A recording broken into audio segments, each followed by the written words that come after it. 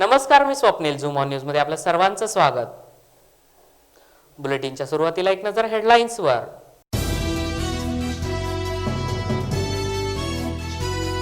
शेतकऱ्यांना तातडीनं मदत करा, अन्यथा रस्त्यावर उतरू, देवेंद्र फडणवीस यांची संतप्त प्रतिक्रिया.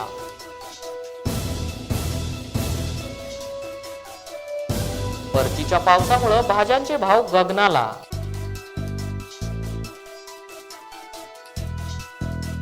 पोटासाठी हाती घेतला सुई धागा आणि बनली ती उद्योजिका.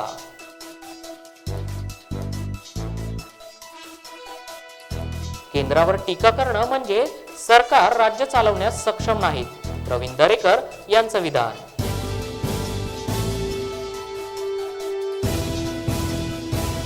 पुण्यामध्ये रिक्षा पंचायत समितीच्या वतीनं आंदोलन.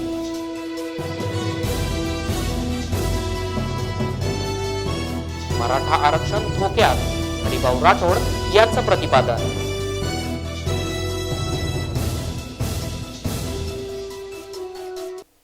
आता पाहूयात सविस्तर बातम्या.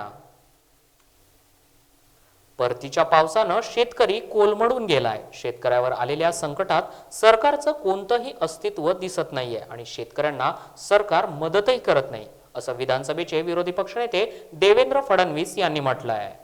सरकार शेतकऱ्यांना मदत करत नाही तोपर्यंत संघर्ष करू, वेळप्रसंगी रस्त्यावर उतरू, असा इशारा देवेंद्र फडणवीस यांनी राज्य सरकारला दिलाय.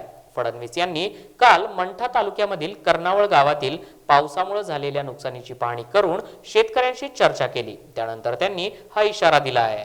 माननीय बबनरावजी, त्याचप्रमाणे संभाजी पाटील निलंगेकर, राहुल दादा आणि सर्वच या ठिकाणी उपस्थित माझ्या भगिनी आणि बंधूंनो, प्रचंड मोठं संकट या अतिवृष्टीने आमच्या शेतकऱ्यावर आलं. काही ठिकाणी शेती खरडून गेली, काही ठिकाणी पाणी साठलं, उभ्या पिकाचा संपूर्ण नाश झाला. सोयाबीन मध्ये तर काहींची तिबार पेरणी होती आणि नुकत्या शेंगा भरल्या तेवढ्या त्या अतिवृष्टीने पूर्ण सोयाबीन गेलं. ती स्थिती तुरीची आहे, ती स्थिती मक्याची आहे, ती स्थिती आपल्याला कांद्याची पाहायला मिळते. प्रत्येक पिकाची परिस्थिती ती आहे, फळ पिकांची परिस्थिती तशीच आहे आणि कुठली मदत सरकारच्या वतीनं या ठिकाणी आलेली नाही. पंचनामे होत नाही, विमा कंपन्या सांगतात ऑनलाईन करा, ऑनलाईन होत नाही.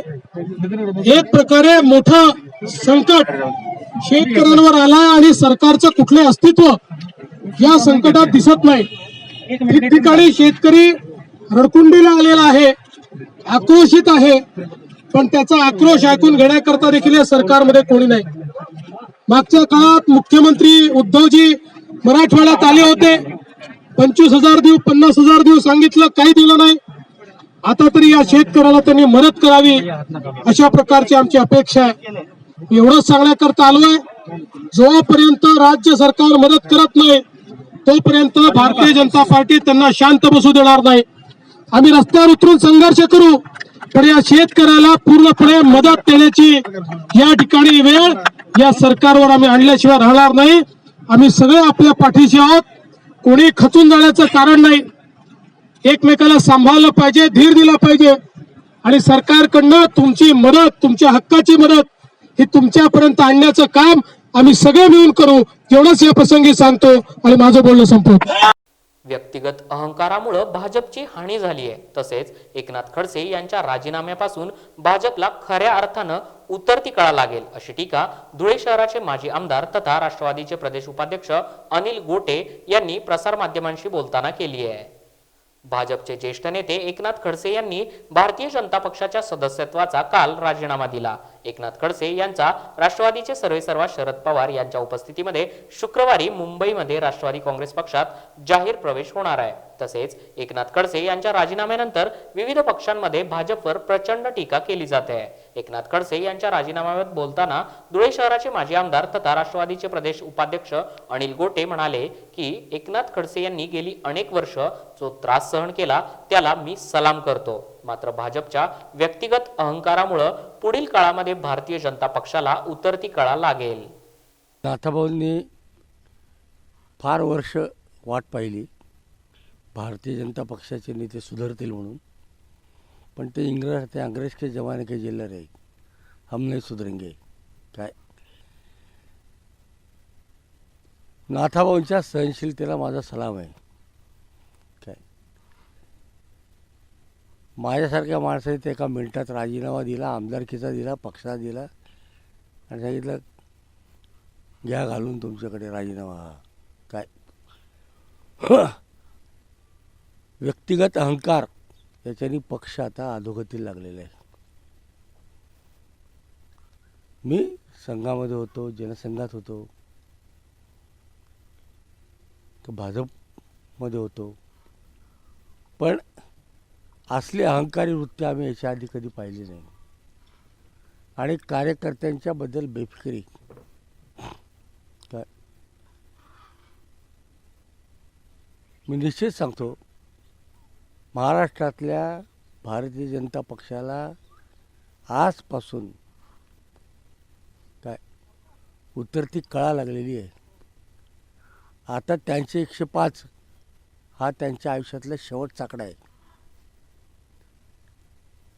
काय झाले तर ते 105 चे 51 होतील, पण 106 नाही होऊ शकत आता. काय देवेंद्र फडणवीसांनी जनाधार असलेले नेते संपवून टाकले, असं मी अनेकदा स्टेटमेंट केलेलं आहे. काय पंकजा मुंडे असतील,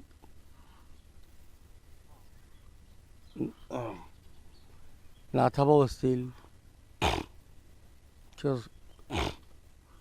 बावनकुळे असतील, या लोकांची काय अवस्था आज. काय मला आश्चर्य असं वाटतं की ते सहनच कसं करतात. काय आणि ते नाथाभाऊ राष्ट्रवादी काँग्रेसमध्ये आले. हे राज्याचा वरिष्ठ उपाध्यक्ष म्हणून मी स्वागतच करतो त्यांचं. त्यांनी आधीच यायला पाहिजे होतं. याविषयी मी त्यांच्याशी 3-4 वेळा बोललो पण होतो. काय पण त्यावेळेला काय त्यांच्या अडचणी असतील. उशिरा का होईना पण चांगला निर्णय घेतल्याबद्दल स्वागत आहे.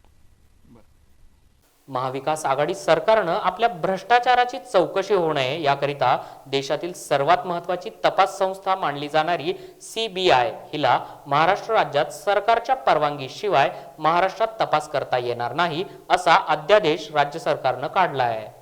ठाकरे सरकारमध्ये सामील असलेल्या राष्ट्रवादी काँग्रेस, शिवसेना, काँग्रेस यांनी आपल्या केलेल्या अनाधिकृत कामाची माहिती जनतेसमोर येऊ नये याकरिता हा अध्यादेश काढण्यात आलाय, अशी प्रतिक्रिया भाजपचे नेते किरीट सोमय्या यांनी दिली आहे. सरकार आता म्हणते नो एंट्री टू CBI, कारण की भीती वाटते काँग्रेस, NCP, शिवसेनाचे जे गोंधळ घोटाळे आहेत ते CBIच्या हातात तपास गेला तर बाहेर येऊ शकते. हे सरकार कोणीही सोशल मीडिया ऍक्टिव्हिस्ट त्यांच्या विरोधात बोललं तर त्यांच्या घरी जाऊन त्यांची मारहाण करते. पत्रकारांनी आवाज उठवलं तर त्यांना जेलमध्ये टाकला जातोय. आणि म्हणून काँग्रेस, शिवसेना आणि NCPने मिळून स्वतःची गुंडगिरीची काळजी घेण्यासाठी no entry to CBI. October महिना संपायला आला तरी देखील पाऊस काही जायचं नाव घेत नाहीये. परिणामी पावसाचा मोठा फटका भाजीपाल्याला बसलेला असून भाज्यांचे भाव आता अक्षरशः गगनाला भिडल्यानं सर्वसामान्य नागरिक हैराण झालेत, तर व्यापारी देखील हवालदिल झालेत. आधीच कोरोनामुळे आलेल्या लॉकडाऊननं सर्वसामान्यांचं पुरतं कंबरडं मोडलंय. कोरोनामुळे मोठ्या आर्थिक संकटाला सामोरं जात असताना महागाईचा राक्षस देखील आवासून उभा आहे. कल्याण APMC मार्केटमध्येच भाजीपाल्याचे घाऊक दर ऐकून व्यापारी तसेच सामान्यांना घाम फुटतोय. त्यात पावसाने तर अक्षरशः कहर केलेला असून शेतमालाचे मोठ्या प्रमाणात नुकसान झालंय. त्याचा परिणाम इकडे येणाऱ्या भाजीपाल्यावर झालेला असून कल्याण APMC मधील भाज्यांची आवक निम्म्यावर आली आहे. मीनाक्षी निकम यांना वयाच्या 2ऱ्या वर्षापासूनच म्हणजे 1975 पासून पोलिओने अपंगत्व आलं होतं. घरची परिस्थिती देखील हलाखीची होती. त्यात 12 वर्षांच्या असताना पितृछत्र हरपलं. वय वाढू लागलं तसतशा जबाबदाऱ्या देखील वाढू लागल्या. आई आणि 4 भावंडांचा सांभाळ देखील करायचा होता. स्वावलंबी होण्यासाठी सुरुवातीला सरकारी योजनांचा आधार मात्र अनिवार्य वाटत होता. त्यासाठी लहान भावाच्या पाठुंगळी बसून जळगाव जिल्हा कार्यालयामध्ये खेटे सुरू झाले. धडधाकट माणूस देखील सरकारी कामातील दिरंगाईनं कावतो. तिथे मीनाक्षीताईंची परवड काय सांगावी. या सरकारी बेपर्वाईनं चिडलेल्या मीनाक्षीताईंनी प्रमाणपत्र मिळताच त्या अधिकाऱ्यांसमोर ते फाडूनही टाकलं आणि बजावलं की एका प्रमाणपत्रासाठी तुम्ही मला इतका मनस्ताप दिलाय, ते पत्र मला आता अजिबात नकोय. मी स्वबळावर उभी राहणार. इतकंच नव्हे तर कोणत्याही अपंगत्वावर ही वेळ येऊ नये म्हणून त्यांना त्यांच्या पायावर उभं राहायला मदत करणार. मीनाक्षी निकम या 40गाव येथे राहणाऱ्या दुर्गेचा हा रुद्रावतार तिथल्या अधिकाऱ्यांना काय शिकवून गेला हे माहीत नाही, परंतु त्यांनी मात्र आपलं बोलणं सत्यात आणलं. त्यासाठी प्रथम आधार दिला तो सुई आणि दोऱ्यानं. या दोघांशी तर त्यांची लहानपणापासूनच गट्टी होती. लहान वयातच घरासाठी काहीतरी करणं भागच होतं.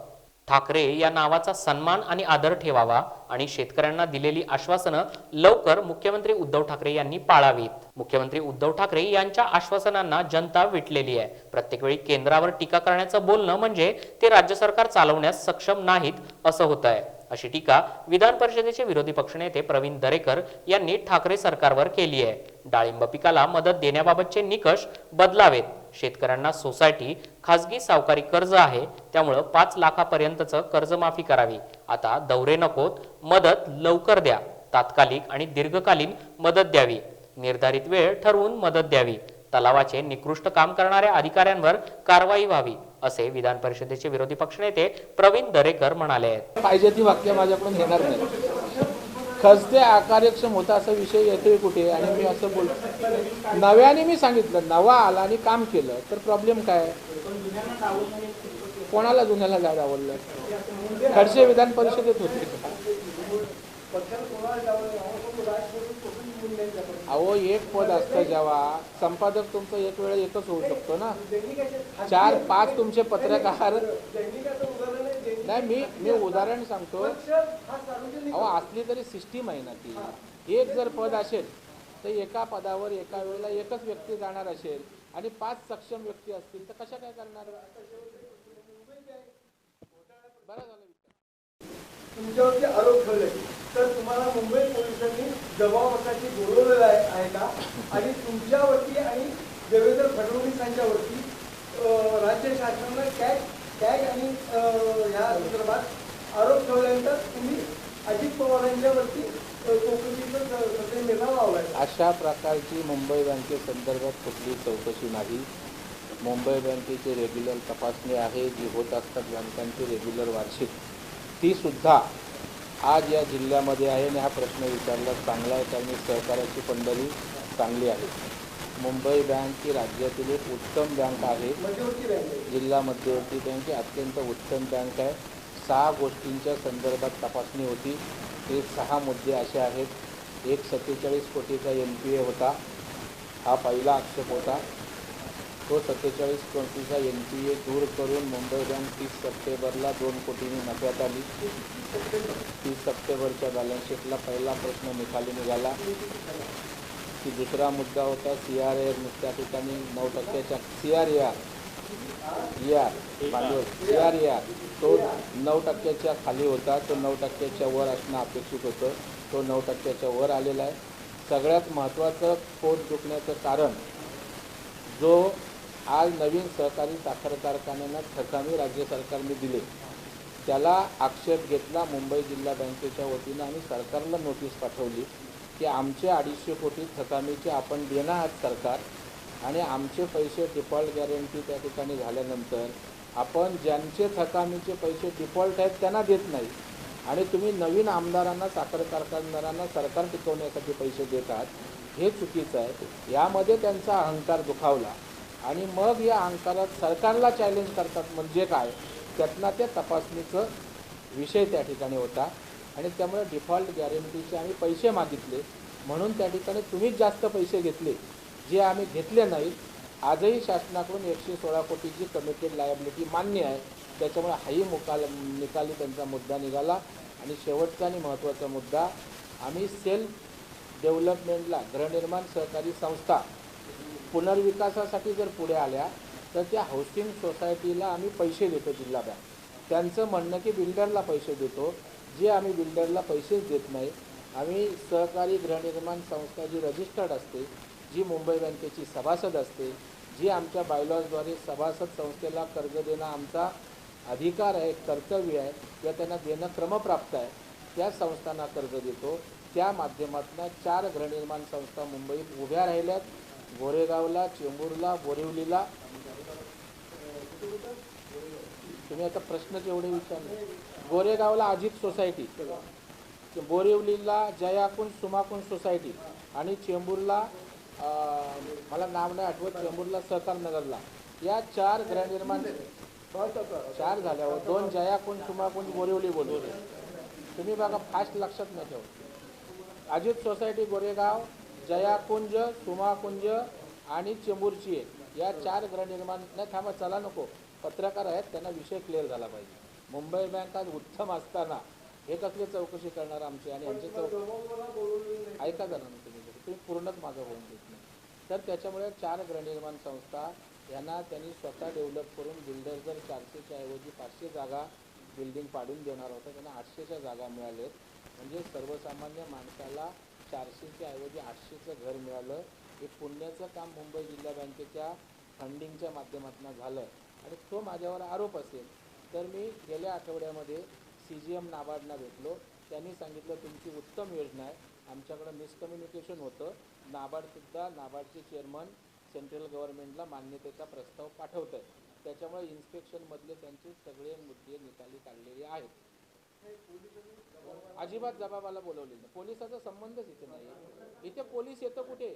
ही जी कमिशनरची सहकार आयुक्त असतो, सहकार आयुक्त तपासणी करत असतो, तपासणीचं पत्र येतं आणि त्या 6 मुद्द्यांचं आम्ही जॉईंट रजिस्ट्रारच्या माध्यमातून सहकार आयुक्तांना उत्तर दिलं आहे. इथं पोलीस कुठे येतात?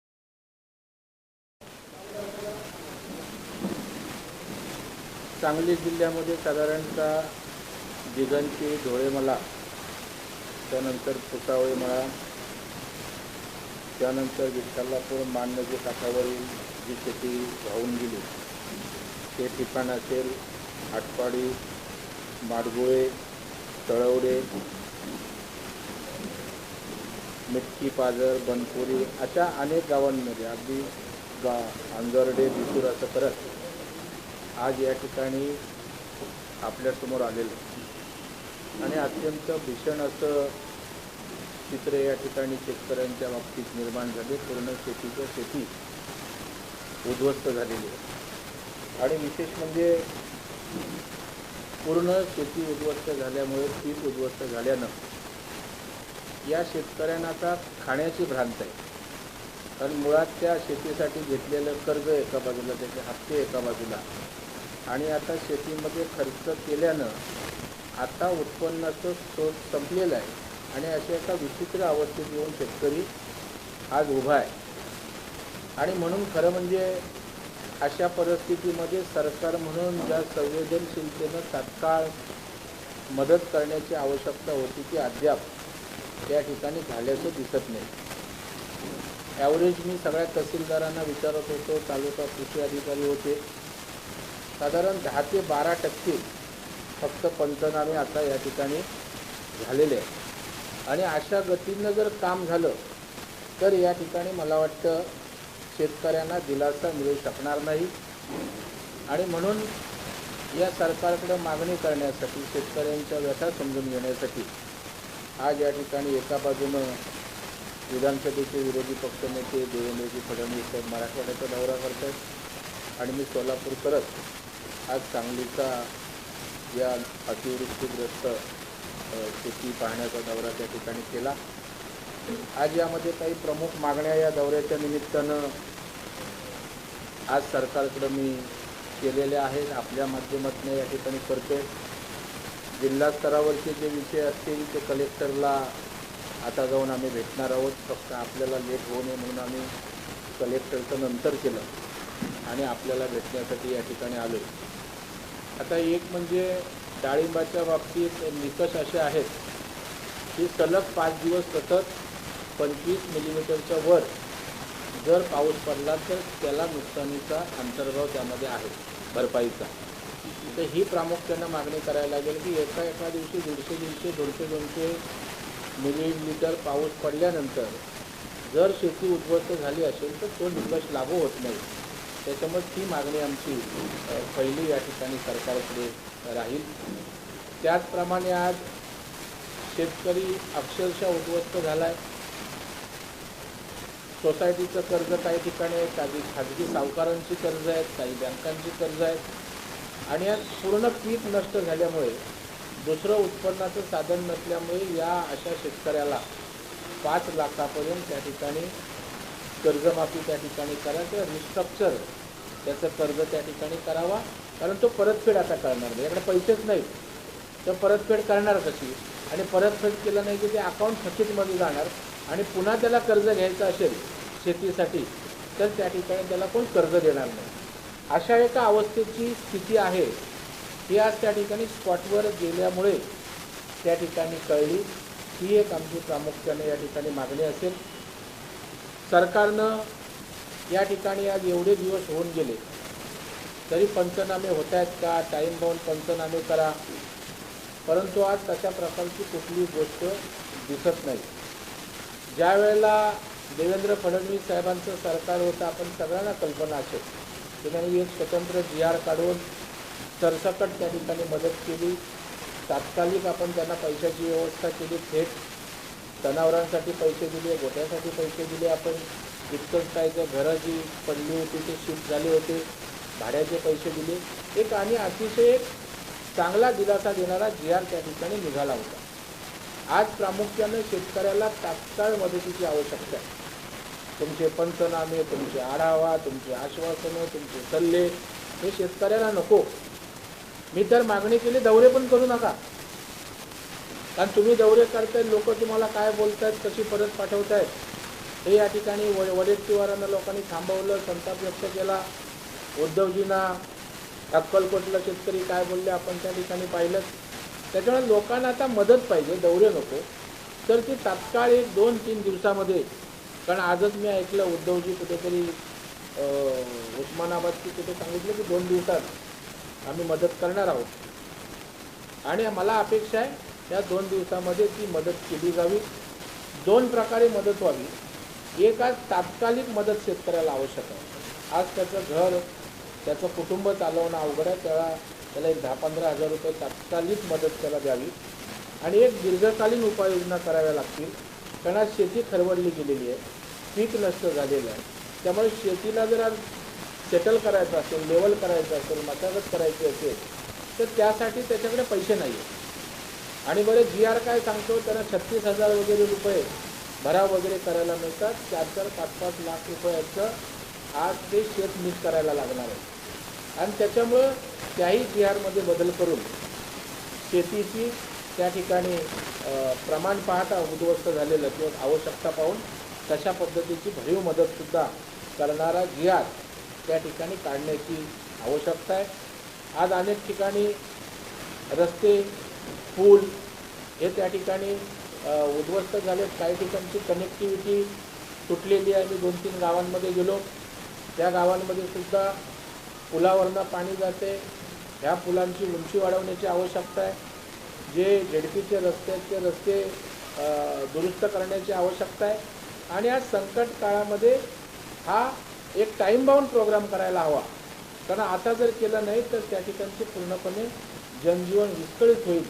तर त्याही व्यवस्था करण्याची आवश्यकता. विहिरी पूर्णपणे बुजलेल्या आहेत. विहिरी आज त्या ठिकाणी बंधारे फुटल्यामुळे किंवा डायव्हर्ट पाणी झाल्यामुळे त्या दरम्यान ज्या ज्या विहिरी आहेत त्या सगळ्या विहिरी त्या ठिकाणी बुजलेल्या आहेत. आणि त्यामुळे त्याही संदर्भात त्या ठिकाणी अधिकाऱ्यांना स्थानिक सूचना दिल्या. मी आज जिल्हाधिकाऱ्यांशी पण त्या विषयावर या ठिकाणी निश्चितपणे बोलणार आहे. मी एका ठिकाणी गेलो होतो, कोटेशनचा बंधारा कुठला आपण 7 लाख खर्च पाझर तलाव होता, त्याच्यावर 70-69 लाख खर्च केले. किती महिने झाले? अलीकडे 4 महिने झाले. अशा प्रकारची निकृष्ट कामं करणाऱ्या अधिकाऱ्यांवर पण त्या ठिकाणी संबंधित कंत्राटदार यांच्यावर कारवाई झाली पाहिजे. कारण 3-4 महिन्यात जर तलाव किंवा तो बंधारा फुटत असेल याचा अर्थ तुम्ही अधिकाऱ्यांनी लक्ष दिलं नाही, कंत्राटदारांनी नीट त्या ठिकाणी बांधकाम केलं जाईल नाही, आणि त्या निकृष्ट कामामुळे आज ते पूर्ण वाहून गेलं आणि त्या जिथे जिथे पाणी गेलं तिथली शेती उद्ध्वस्त झाले. त्या संबंधितांवर पण कारवाईची या ठिकाणी मी मागणी केलेली आहे. अशा रीतीनं या शेतकऱ्यांना दिलासा देण्याची आवश्यकता आहे. सरकारचं लक्ष नाही आणि म्हणून या सरकारला लक्ष केंद्रित करण्यासाठी, जागा करण्यासाठी आदरणीय देवेंद्रजी आणि माझा महाराष्ट्राचा दौरा या ठिकाणी चालू आहे. आमची मागणीच काय नाही आहे. आमची मागणी एवढीच आहे की सन्माननीय उद्धवजी ठाकरे यांनी परभणीला निवडणुकीपूर्वी जे वचन दिलं होतं शेतकऱ्याच्या बांधावर जाऊन, काय दिलं होतं वचन? 25,000 रुपये कोरडवाहूला देऊ, 50,000 रुपये बागायतीला देऊ आणि 1,00,000 रुपये फळ लागवडीला देऊ. तुम्ही वचन पाळणारे आहात. माझी नम्र विनंती आहे की तुम्ही ते वचन पाळा आणि ठाकरे नावाचा जो सन्मान या महाराष्ट्रामध्ये आहे, विश्वास आहे, तो जपण्याचं काम करा. नाहीतर लोक बोलतील की त्या ठिकाणी आपण वचन दिलं आहे, त्या वचनाची आपण पूर्ती करत नाही. ती वचनपूर्ती करावी एवढीच माफक मागणी या ठिकाणी या सरकारकडून आहे.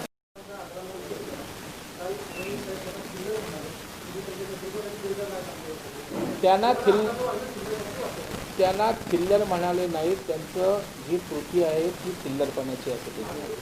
तेच नाही ना, तसं मी पत्रकारांशी बोलताना आणि थिल्लरपणा एवढ्यासाठी की आज महाराष्ट्रामध्ये संकट शेतीचं आहे. आम्ही दौरा बारामतीपासून सुरू केला. दुपारपर्यंत कुठल्याही प्रकारचा आम्ही टीका टिप्पण्या केल्या नव्हत्या. परंतु अशा वेळेला शेतकऱ्यांच्या विषयी बोलण्याचं सोडून, शेतकऱ्यांना दिलासा देण्याचं सोडून त्या ठिकाणी नेहमीच्या त्यांच्या सवयीप्रमाणे देवेंद्रजी बिहारला जातात. त्यांनी बिहारवरनं दिल्लीला जावं, मोदींनी बाहेर पडावं. आता अशा प्रकारचं जर वक्तव्य असेल तर त्याला काय म्हणणार आपण? शेतकरी त्या ठिकाणी आक्रोश करतोय आणि तुम्ही राजकीय उणीधुणी काढणार असाल आणि ती देवेंद्रजींनी ऐकायची आणि भारतीय जनता पार्टीने ऐकायची नाही. आपण बघाल ना तुम्ही की तुमचा मूळ फोकस सगळा घालवून त्या ठिकाणी वादविवाद निर्माण करायचे. शिवसेनेचा काय नाही, मी सरकार आल्यापासून बोलतोय. विषय हे सरकार आल्यापासून मुख्यमंत्री म्हणून मी बोलत नाही. त्या ठिकाणी शिवसेना पक्षप्रमुख म्हणून बोलत नाही. ते राज्याचे मुख्यमंत्री आणि एखाद्या पक्षाची जबाबदारी नसते. सरकार म्हणून आम्ही त्यांना बोलतोय. उद्धवजी ठाकरे म्हणून पण नाही, आम्ही राज्याचे मुख्यमंत्री म्हणून त्यांना त्या ठिकाणी बोलतो की गंभीर विषय असताना राजकीय टीका टिप्पणी करणं, राजकीय कुस्तीतपणाने एकमेकांना बोलणं हे त्या ठिकाणी योग्य नाही आणि त्यातनं ते आलेलं वक्तव्य. शेवट आता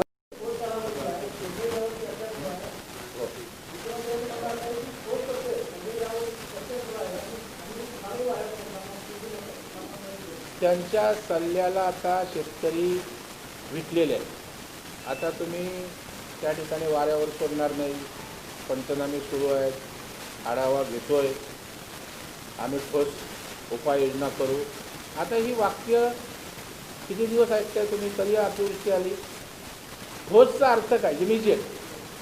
जे देवेंद्रजी म्हणाले की या सरकारमध्ये दम नाही, त्याचा उद्देशच हा की काही धाडसाने निर्णय घ्यायचे असतात. देवेंद्र फडणवीस साहेब या राज्याचे मुख्यमंत्री असताना आपण सगळ्यांनी पाहिलं, पत्रकारांनी, इथे महापूर, कोल्हापूर वगैरे परिसरात आला, ज्या पद्धतीत GR त्या ठिकाणी सदाभाऊ काढला, एक मॉडेल GR त्या ठिकाणी होता. आणि त्यामुळे राज्यकर्त्यांनी तात्काळ उपाययोजना केली तर त्याला ठोस बोलतात. ठोस म्हणजे 1.5 महिन्यापर्यंत तुम्ही पंचनामे कराल, त्याला ठोस बोलतात.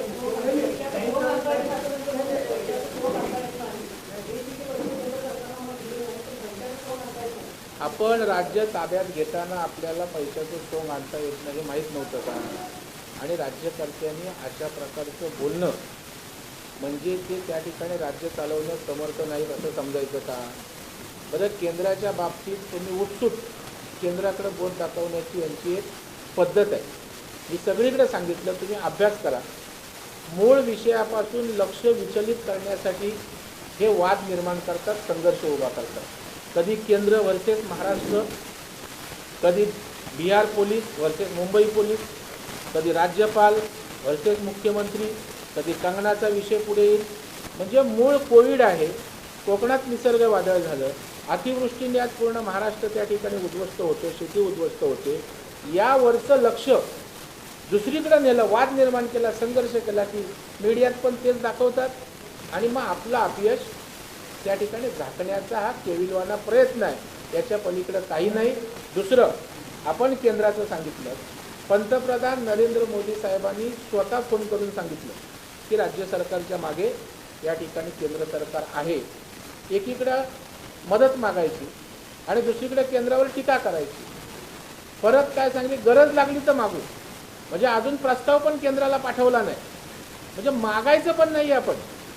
मग देवेंद्रजी फडणवीस साहेबांनी अमितभाई जोशींशी दूरध्वनीवरून काल चर्चा केली आणि त्यांनी सांगितलं तुम्ही प्रस्ताव पाठवा, आम्ही सर्वतोपरी मदत करू.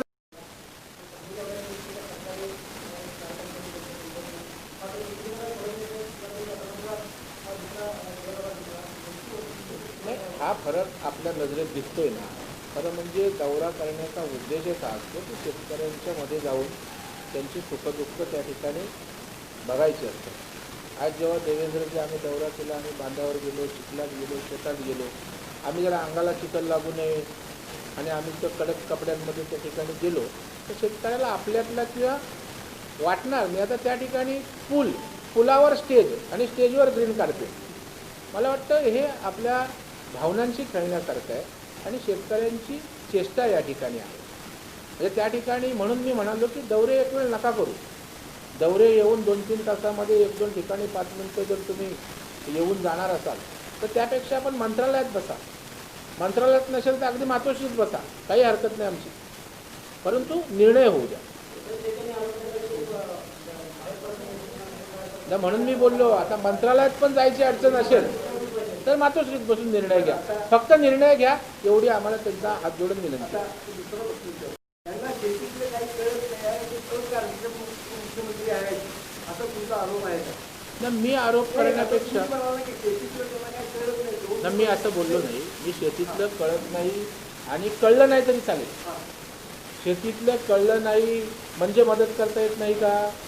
कळण्यापेक्षा तुमच्या संवेदना आणि इच्छाशक्ती महत्त्वाची आहे. शेती खाली उगवते, वर उगवते, डाळिंब कसं होतं, मूग काय होतं, ज्वारी बाजरी, नाही कळलं तरी चालेल. काय सगळ्याच राज्यकर्त्यांना सगळंच शेतीतलं कळतं असं नाही. त्यांचा पूर्ण होऊ दे मला. त्याच्यामुळे एक वेळ शेतीतलं कळलं नाही, आता मला काय सगळं थोडं शेतीतलं कळतं, परंतु माझी इच्छाशक्ती आहे, समजून घेतोय मी आणि ते मांडायचा सरकारकडे प्रयत्न करतोय. आता सरकार तर मायबाप सरकार आहे, त्यांनी द्यायचं आहे. बरं, त्यांच्याकडे यंत्रणा आहे राज्य सरकारची मोठी, कृषी विभाग आहे, महसूल विभाग आहे, ते या सर्व परिस्थिती हाताळण्यामध्ये पूर्णपणे अपयश आलेलं आहे. आता हे तुम्ही ठरवा. हाताळण्यात कार्यक्षम कशाला बोलतो आपण? वेळेत निर्णय घेणं, वेळेत मदत पोचवणं. आज झाली का मदत?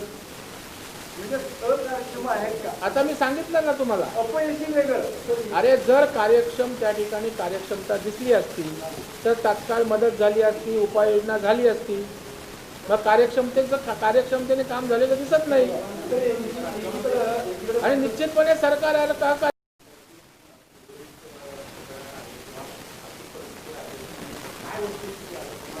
वस्तुस्थिती अशी आहे, आपलं राज्य हे अत्यंत सक्षम राज्य आहे. असं कुठलंच राज्य नाही की कर्ज काढत नाही आणि सरकार चालवतं. आणि राज्यकर्त्यांनी कारणं सांगायची नसतात. ज्या वेळेला अन्नदाता बळीराजा अडचणीत आहे त्यावेळेला कर्ज काढावं लागलं तरी तो काही गुन्हा किंवा पाप नाही. आज 1,20,000 कोटीचं कर्ज उभारण्याची क्षमता महाराष्ट्राची आहे. त्यात 50,000 कोटी उभारलेलं आहे, अजून 70,000 कोटी रुपये उभारण्याची क्षमता आपल्याकडे आहे. त्याच्यामुळं पवारसाहेबच सांगतात की कर्ज उभारण्याशिवाय पर्याय नाही. मग जर पवारसाहेब तुमचे मार्गदर्शक या महाविकास आघाडीचे सांगतात तर याच्यातला कुठली टेक्नॉलॉजी आणि सायन्स पाहिजे आपल्याला? तात्काळ बैठक घ्या महाविकास आघाडीची, एकत्रितपणे निर्णय घ्या. कारण कर्ज काढण्याशिवाय जर पर्याय नसेल तर लगेच निर्णय घेऊन शेतकऱ्याला मदत वेळेत दिली पाहिजे ना. आणि कर्ज काढण्याची आपली क्षमता आहे, अजून 60-70,000 कोटीचं आपण कर्ज काढू शकतो. जाहीर केला तो करत असताना त्यांनी माजी मुख्यमंत्री देवेंद्र फडणवीस यांच्यावरती छळवणुकीचे आरोप केले. तर भारतीय जनता पक्षातल्याच वरिष्ठ नेत्यांची खेळवणूक ही करण्यात आली होती का? अजिबात असं होत नाही. भारतीय जनता पार्टी हा एक शिस्तीचा पक्ष आहे. विचारधारेनं निर्णय प्रक्रिया तिथे होत असते. कोणाला एकाला काय वाटतं म्हणून त्या ठिकाणी निर्णय होत असतात आणि त्याच्यामुळे अशा प्रकारची कोणी छळवणूक करायचा विषय नाही आहे. आता कसं असतं, जेव्हा एखादा पक्ष आपल्याला एवढा मोठा करतो, आपलं पक्षाचं योगदान असताना आपण पण आपल्याला पण तो पक्ष मोठा करत असतो. पक्षाचंही तेवढंच स्थान असतं आणि त्यामुळं प्रत्येकाची राजकीय महत्त्वाकांक्षा असते. त्यांना अजूनही वाटत असेल काय, त्यांनी जाण्याबद्दल हरकत नाही, त्यांची इच्छाशक्ती. परंतु ज्या पक्षानं आपल्याला मोठं केलं त्या पक्षाच्या बाबतीत तरी मला वाटतं टीका टिप्पणी करणं तर त्यांच्यासारख्या ज्येष्ठ आणि बुजुर्ग नेत्याला त्या ठिकाणी योग्य असं मला वाटतं. कार्यक्षमता नाही, कार्यकक्षा.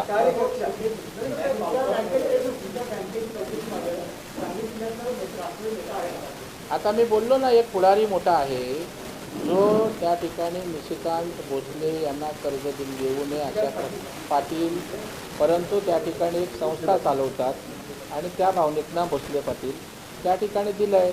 आता काही आम्ही अनेक लोकांना जी कर्ज दिलेले की त्यांच्या इंटरेस्टच्या पलीकडे जाऊन दिलेत आणि मग राजकीय सुडानं काम करणारे नेते मंडळी आणि पक्ष अशा वेळेला असे निर्णय घेतात. कार्यक्षेत्र आम्ही मुंबई बँकेचं मुंबई जिल्हा बँक असलं तरी शेतकऱ्यांशी संबंधित असेल तर आम्ही त्या ठिकाणी ग्रामीण भागात कन्सोर्शियम करून त्या ठिकाणी कर्ज आम्हाला देता येतं.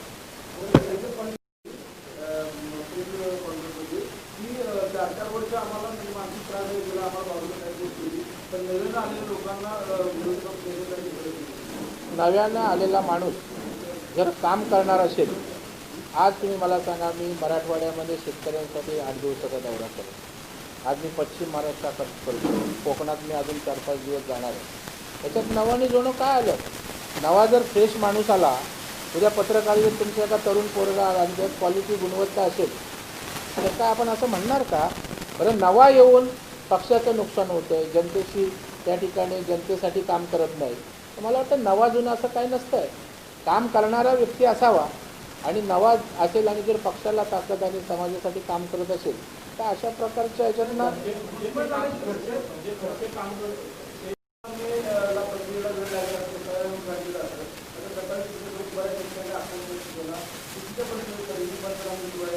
चांगला प्रश्न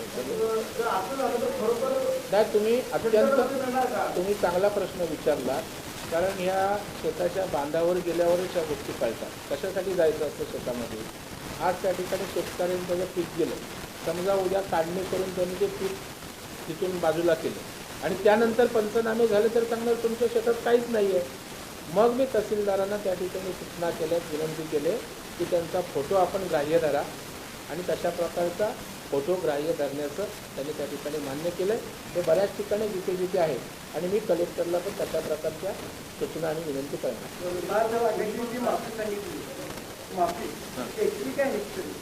कसं होतं, 2-3 टाईपमध्ये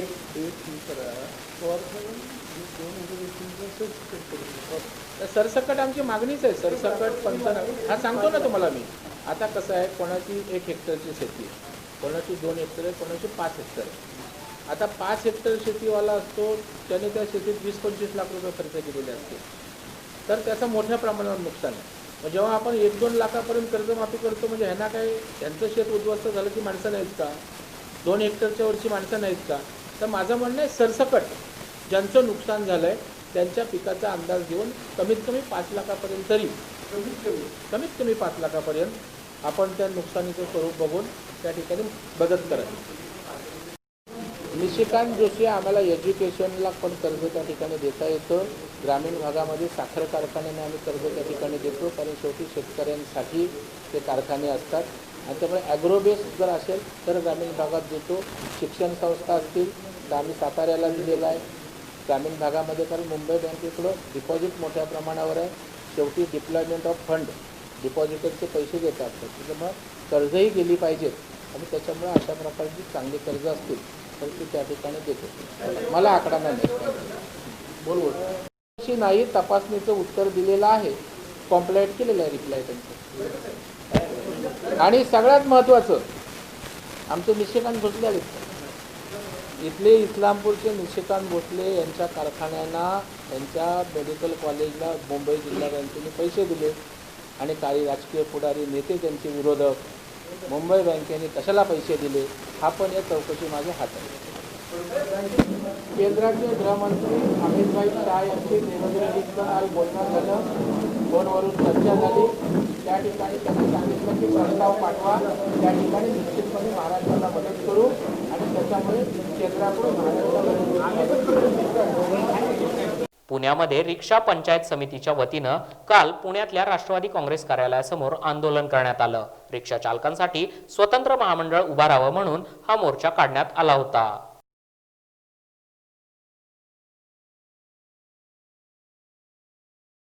महाराष्ट्र राज्यात सीबीआय, ईडी यांना थोडेफार तपास करण्याचे अधिकार आहेत, पण जिथे विरोधकांची राज्य आहेत तिथे त्या अधिकारांचा गैरवापर झालेला आहे. त्यांना त्रास देण्यासाठी, बदनाम करण्यासाठी जर असं कोणी करत असेल तर नाईलाजानं राज्यांच्या अधिकारांचं रक्षण करण्यासाठी असे निर्णय घ्यावे लागतात. पश्चिम बंगालमध्ये देखील, आंध्रमध्ये देखील असं केलेलं आहे. हा निर्णय करणारं महाराष्ट्र हे शेवटचं राज्य आहे. जेव्हा मुंबई पोलिसांनी तपास करायला घेतलेला आणि सत्यापर्यंत पोहोचलेले तेव्हा ताबडतोब तपास केंद्रीय यंत्रणेकडे तपास वळवला.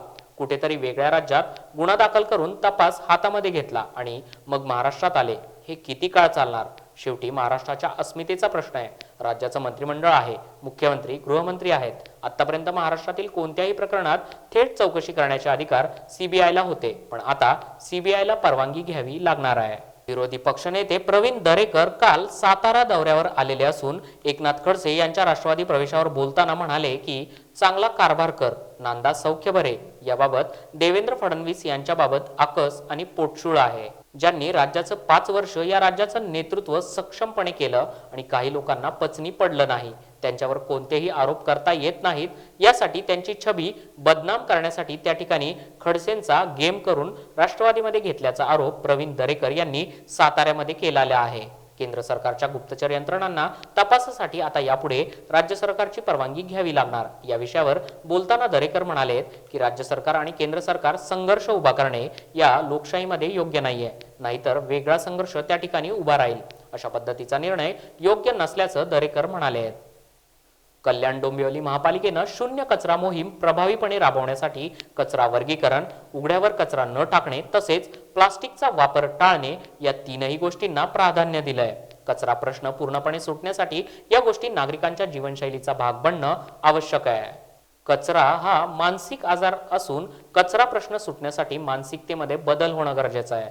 नागरिकांना कचरा वेगळा करण्याचे तसेच उघड्यावर कचरा न टाकण्याचे वारंवार आवाहन करून देखील नागरिक सूचनांचं पालन करत नसल्यामुळेच या नागरिकांवर दंडात्मक कारवाईचा बडगा उगारावा लागतोय. दररोज तयार होणारा ओला कचरा उचलून नेण्यासाठी घंटागाड्यांच्या वेळा निश्चित करणं आणि घंटागाड्यांमध्येच कचरा देण्यासाठी नवरात्रीच्या काळात प्रत्येक चाळीमध्ये बैठका घेत चाळींमध्ये स्वच्छता कमिटी स्थापन करत 100% कचरा वर्गीकरण करत आतापर्यंत कचरा टाकला जाणारे स्पॉट बंद करण्याची जबाबदारी या कमिटीवर सोपवण्यात आली आहे. दरवर्षी भगवान बाबांच्या जन्मगावी म्हणजेच सावरगाव घाट येथे घेण्यात येणारा पंकजा मुंडेंचा दसरा मेळावा कोरोनामुळे सावरगाव येथे न होता ऑनलाईन होणार असल्याची माहिती पंकजा मुंडे यांनी दिली आहे. कोरोनाचं संकट उभं असल्यानं यंदाचा दसरा मेळावा ऑनलाईन होणार आहे. एवढ्या लोकांना संकटात टाकणं योग्य नाहीये. दसऱ्याची परंपरा सुरूच राहील, मात्र भगवान बाबांच्या भक्तांनी गडावर न येता आपल्या गावी सीमोल्लंघन करावं असं आवाहन मुंडेंनी केलं आहे. केंद्र सरकारनं जाणीवपूर्वक म्हणा अगर अजाणतेपणा म्हणा पण एक संविधान दुरुस्ती करताना मोठी चूक केली आहे. संविधानाच्या अनुच्छेद 366 मध्ये दुरुस्ती करताना 26C हे कलम टाकून त्याद्वारे आरक्षण देण्याचे राज्याचे अधिकार हिरावून घेतलेले आहेत. त्यामुळे पंतप्रधान मोदी यांनी तात्काळ एका वट हुकुमाद्वारे 26C कलम हटवावं, जेणेकरून राज्य सरकारला मराठा समाजाला आरक्षण देणं सुकर होईल. अन्यथा येत्या 27 तारखेच्या सुनावणीमध्ये मराठा समाजाचं आरक्षण कायमचं हिरावलं जाईल असा दावा ओबीसी भटक्या विमुक्तांचे नेते खासदार हरिभाऊ राठोड यांनी पत्रकार परिषदेमध्ये केला आहे. महाराष्ट्र शासनानं सीबीआयला महाराष्ट्रामध्ये येऊन चौकशी करण्याचा अधिकार होता. काल गृह खात्यानं निर्णय घेतला की महाराष्ट्राच्या पूर्व परवानगीशिवाय सीबीआय महाराष्ट्रामध्ये चौकशी करू शकणार नाहीये. अशा पद्धतीचा आदेश काल गृह विभागाने काढला। यामुळे आता सीबीआयला एखाद्या प्रकरणामध्ये चौकशी करायची असेल तर त्यांना महाराष्ट्र शासनाची पूर्व परवानगी घ्यावी लागेल। जोपर्यंत महाराष्ट्र शासन परवानगी देत नाही तोपर्यंत सीबीआय चौकशी करू शकत नाही। Delhi police establishment act section 6 यानुसार आधी परवानगी होती, मात्र आता आदेश काढल्यामुळे चौकशी करू शकणार नाही। सीबीआय ही प्रोफेशनली काम करणारी संस्था आहे, पण सीबीआयचा वापर राजकीय कामांसाठी होतो का अशी शंका अनेकांच्या मनामध्ये निर्माण झाली। टीआरपी घोटाळ्याचा तपास मुंबई पोलीस करीत आहेत। केंद्रीय डायरेक्टर जनरल ऑफिस येथून सेक्शन ऑफिसर या पदावरून सेवानिवृत्त झालेले फिर्यादी भास्कर चिचुलकर हे कामोठे वसाहतीमध्ये राहत असून त्यांची ओळख प्रवीण कांबळे या गृहस्थांशी झाली। प्रवीण कांबळे याने तळोजा कारागृहामध्ये एपीआय या पदावर कार्यरत असल्याची बतावणी केली। तसेच त्याच्या डीआय या कंपनीमार्फत कारागृहामध्ये जीवनावश्यक वस्तू पुरवल्या जातात असं देखील त्यांनी सांगितलं। तसेच माणिक कारागृहात देखील जीवनावश्यक वस्तूंचा पुरवठा करण्यासाठी टेंडर निघणार असल्याची माहिती देखील कांबळे यांनी दिली। तसेच तुम्हाला ते टेंडर मिळवून देतो अशी थाप देखील मारली आणि त्यासाठी सुरक्षा ठेव म्हणून 23,45,000ची रक्कम देखील चिचुलकर यांनी कांबळे यांच्या डीआय कंपनीच्या नावे दिली आणि ठाणे येथील शिवाजी चौक येथे गाळा भाड्याने घेऊन चिचुलकर यांनी व्यवसायाला सुरुवात केली।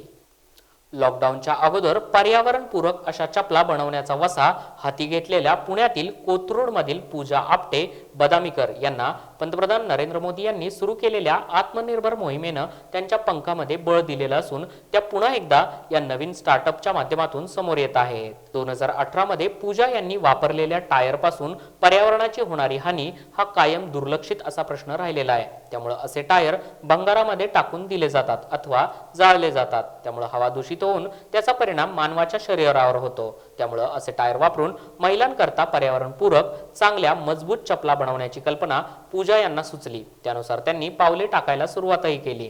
पूजा यांनी सिंहगड कॉलेजमधून इलेक्ट्रॉनिक अँड टेलिकम्युनिकेशन इंजिनिअरिंग केलेले असून रिन्युएबल एनर्जी या विषयामध्ये डिप्लोमा केलाय। त्यामुळे त्यांच्या उराशी अनुभव असल्यानं त्यांनी पर्यावरणपूरक चप्पल तयार देखील केल्या।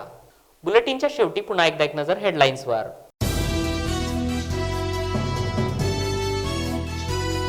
शेतकऱ्यांना तातडीनं मदत करा अन्यथा रस्त्यावर उतरू, देवेंद्र फडणवीस यांची संतप्त प्रतिक्रिया।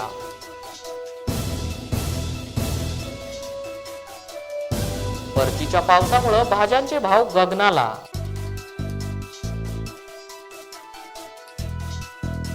पोटासाठी हाती घेतला सुई धागा आणि बनली ती उद्योजिका।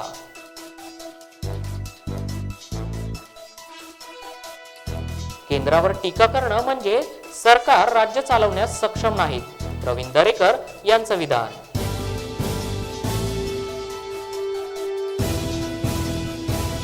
पुण्यामध्ये रिक्षा पंचायत समितीच्या वतीनं आंदोलन।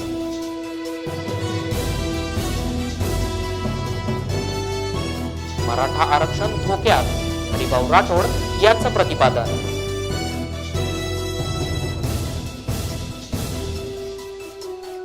या होत्या दिवसभराच्या सविस्तर बातम्या। पुन्हा भेटूया पुढील बातमीपत्रात। तोपर्यंत पाहत राहा झूम ऑन न्यूज।